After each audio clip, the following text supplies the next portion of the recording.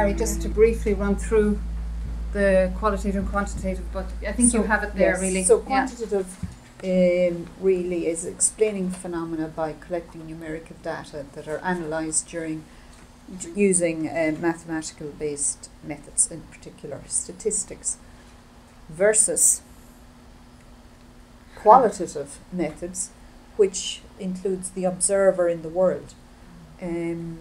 They turn the world into a series of representations, which can be field notes, interviews, conversations, photographs.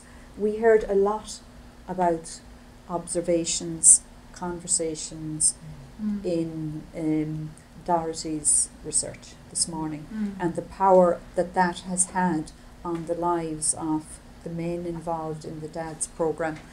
Photographs, recordings, memos to self, study things in their natural settings, and to make sense of these, or to interpret this phenomena in terms of the meanings people bring to them. So it's ownership, as you were saying, Maeve, the ownership of their voices.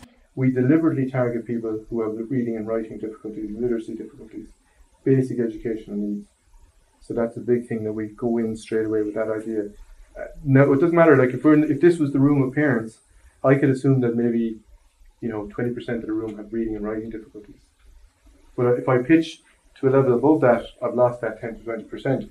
Whereas if I pitch in plain English to everybody in the room, the same content, everybody gets it. And nobody seems to have a problem with pitching it that way. And often in early years, people can think about early literacy and numeracy as numbers and letters.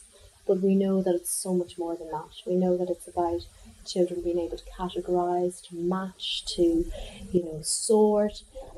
It's a space whereby we allow children to communicate in so many other ways, and not just the verbal.